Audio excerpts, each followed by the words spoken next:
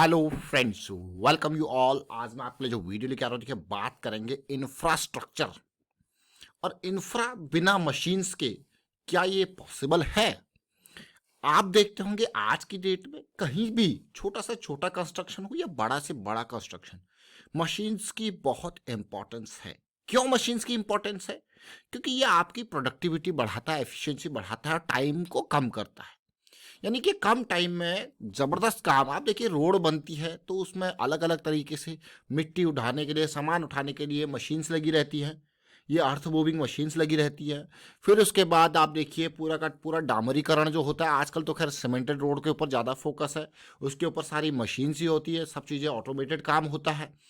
तो इस टाइम पे अगर इंफ्रा के ऊपर पुश है तो मेजरली मशीन्स। अब आप देखिए ये मेट्रोज को देखोगे, लाइंस बन रही है, मेट्रो के कोचेज बन रहे हैं। अगर आर्मी की बात करोगे तो रशिया यूक्रेन वॉर के बाद आर्मी के इक्विपमेंट्स का भी बहुत बड़ा रोल आ गया है।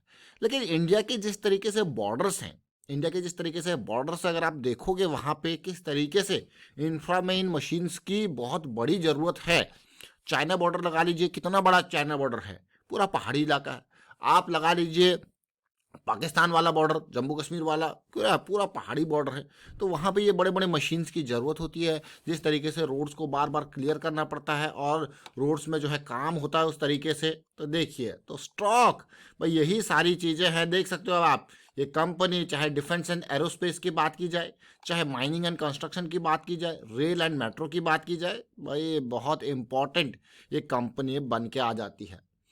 ये कंपनी है कौन सी? आत्मनिर्भर भारत की बात जरूर कर रहे हैं, लेकिन ये कंपनी एक सरकारी कंपनी जो कि प्रॉफिटेबल है। अगेन ये बहुत इंपॉर्टेंट है। पहले आपने देखा होगा जब भी बात आती थी सरकारी कंपनियों की तो लोग पीछे हटते थे, लेकिन अब एक अलग सा यहाँ पे सिचुएशन, सरकारी कंपनी और वो भी प्रॉफिटेबल। तो मतलब जरा सोचिए, गवर्नमेंट किसी भी तरीके के डिसीजंस कभी भी ले सकती है, तो इसलिए ये कंपनीज अट्रैक्ट होती जा रही है। प्राइवेट प्लेयर का पार्टनरशिप यहाँ पे बढ़ता जा रहा है। चाहे वो रेलवेज देख लीजिए, अब आप देख रहे हो भारत अर्थ मूवर लिमिटेड यानी कि बीईएमएल का ये स्टॉक 6,000 करोड़ का मार्केट कैपिटलाइजेशन, 1,500 का प्राइस। आप कहोगे यार ये कंपनी क्या प्रॉफिट कमाती है? तो प्रॉफिटेबिलिटी आप देख सकते हो, रेवेन्यू का ग्रोथ, प्रॉफिटेबिलिटी। बहुत कम ऐसी कंपनीज हैं सरकारी कंपनीज में, मतलब बहुत सारी ऐसी कंपनी भी जो प्रॉफिट वाली भी है, लेकिन इस तरीके का आप देखिए इतना कम मार्केट कैपिटलाइजेशन है, उसके बावजूद 146 करोड़ का प्रॉफिट, उसके बावजूद 130 करोड़ का प्रॉफिट। देख सकते हो आप। आपको क्या रहा है तो बहुत ही बढ़िया बात है, लेकिन जिस हिसाब से कंपनी का प्रॉफिटेबिलिटी है, शेयर का प्राइस उतना अप्रिशिएट अभी तक नहीं हुआ है। तो चलिए बात करते हैं एक एक करके। सबसे पहले हम बड़े टाइम फ्रेम पे जाएंगे, मंथली टाइम फ्रेम पे। और बहुत इंपॉर्टेंट ये लेवल है। ये लेवल कोई आज का लेवल पार नहीं है। ये देख सकते हो आप 2008 का जो हाई था, जब ये पीक पे था तब मार्केट गिरी थी, और अब का जो हाई है ये बहुत इंपॉर्टेंट लेवल है। इस लेवल को पार करने के लिए जो मेहनत चाहिए वो चल रही है। जो मेहनत चाहिए, इतना लंबे टाइम का ब्रेकआउट आप कहोगे, लेकिन ब्रेकआउट का अनुकूलित करेक्शन यहाँ पे चल रहा है। देख रहे हो इस पार्ट को? अगर यहाँ पे ये सिचुएशन, तो प्रॉफिटेबिलिटी है कंपनी में, कोई इशू नहीं है, रेवेन्यू ग्रोथ है और यूजर्स भी देखने को मिल रहा है। तो क्या 2008 का ये लेवल ये कंपनी पार कर पाएगी? बहुत इंपॉर्टेंट ये लेवल है।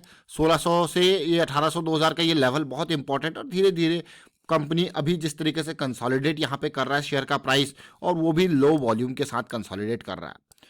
वॉल्यूम बढ़ा था और अब जो करेक्शन कंसोलिडेशन चल रहा है बहुत ही लो वॉल्यूम के साथ चल रहा है। तो इसलिए इस साल के लिए ये बहुत ही इंपॉर्टेंट स्टॉक रहने वाला है। अब आप सोचोगे क्या इसमें डिसइन्वेस्टमेंट यानी कि सरकार अपने हिस्सेदारी क्या कम करने की कोशिश करेगी? क्योंकि अभी 54% की हिस्सेदारी है, तो वो सारी सिचुएशन, किसी भी तरीके की सिचुएशन यहाँ पे क्या प्राइवेटाइज होगी ये कंपनी? अब ये सारी चीज़ें, लेकिन हमारी रडार में स्टॉक का आने का मुख्य कारण है इसकी 200 SMA की साइकिल जो कि वीकली पे चल रही है। उम्मीद है जरूर लगाई जाएंगे स्टॉक से। जिस तरीके से ये कंसोलिडेट कर रहा है, थोड़ा सा उम्मीद का के साथ मैं कहूँगा थोड़ा इंतजार रहेगा किस चीज़ का? ये लेवल का। देखिए ये जो लाइंस आपके सामने ड्रॉ हो रही हैं, ये लेवल के पार होने का, साथ में देखिए यहाँ पे हमें मोमेंटम मिलेगा। यहाँ पे हमें मोमेंटम मिलेगा। ये ब्रेकआउट जब सिचुएशन होगी, ये लेवल की लेवल जो रहने वाला है, ये और की लेवल रहने वाला है, क्योंकि हम लंबी टर्म की बात कर रहे हैं, कई सालों की बात कर रहे हैं। 2008 से लेकर अब तक 14-15 साल का लेवल ब्रेकआउट इसको पार करना है। बुलिश साइकिल स्टार्ट कर चुका है। पॉजिटिविटी यहाँ पे देखिए, जहाँ से प्राइस एकदम रैली किया और प्राइस फिर वहाँ पे जाके फिर रैली कर रहा है।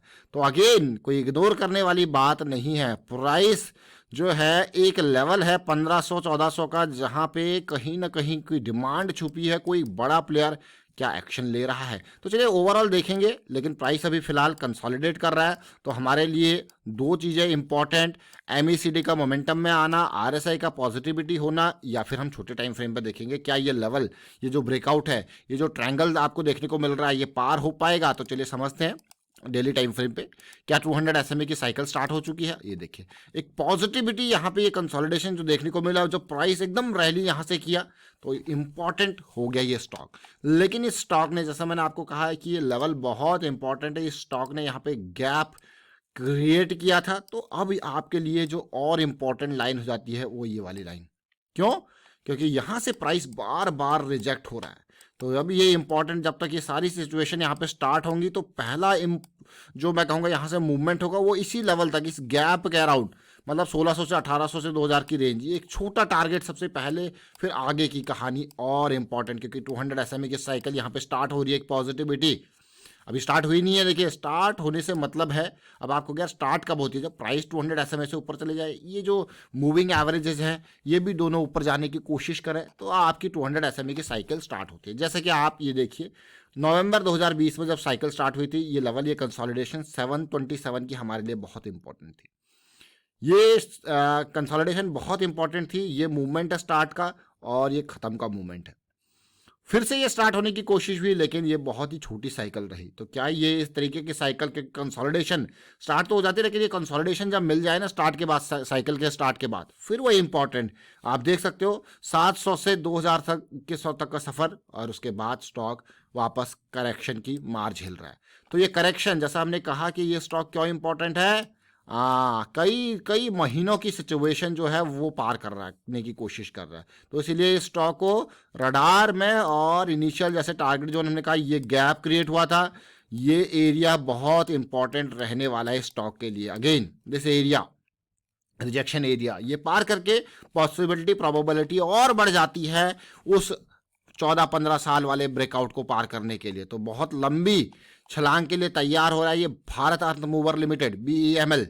बहुत इंपॉर्टेंट स्टॉक। जब आती है बात इंफ्रा की, अगर इंफ्रा है थीम, तो मशीन्स की बहुत ज़रूरत है इंफ्रा के लिए। आप देखते होंगे इंफ्रा के बड़े नाम, जैसा हमने अभी कई स्टॉक्स के बारे में बात करी थी, चाहे PNC इंफ्रा हो, KNC कंस्ट्रक्शन हो, NCC हो, IRB इंफ्रा हो, और उसके साथ इंफ्रा के साथ सीमेंट के स्टॉक्स को हम लेके चले भी recently, UltraTech cement, Dalmia Bharat, Star cement, Sagar cement. आप इनको देख सकते हो, इनके वीडियोज़ हम क्रिएट बहुत सारे कर चुके हैं पिछले 1-2 महीने में इंफ्रा को थीम पे लेके। जैसे इससे पहले PSU बैंक थीम था, तो PSU बैंक के एक एक स्टॉक को उठा के आपके सामने रखा था। फिलहाल इंफ्रा में जो सिचुएशन दिख रही है, जो पॉजिटिविटी दिख रही है, लेकिन मैं आपको हमेशा कहूँगा कि हमेशा आप पॉजिटिव जाते हो। मान लो मैं इस शेयर को 1500 पे खरीद रहा हूँ, और मेरा रिस्क है 1300 का, तो मुझे पता है कि 200 पॉइंट का मेरा लॉस है। तो ये समझना है कि आप लॉन्ग टर्म पर्सपेक्टिव से सोच रहे हो। Again there should be a proper risk management in that particular investment, in that particular trade, so that कि आपको ये लगे कि यार मैं सोच तो पॉजिटिव रहा था, लेकिन ये नेगेटिव हो गया, तो मुझे निकलना है। तो वो आपके कैपिटल को बचाएगा, और कैपिटल को बचाना सबसे पहली प्रायोरिटी होनी चाहिए। And thank you for watching the video. को शेयर कीजिए, लाइक कीजिए।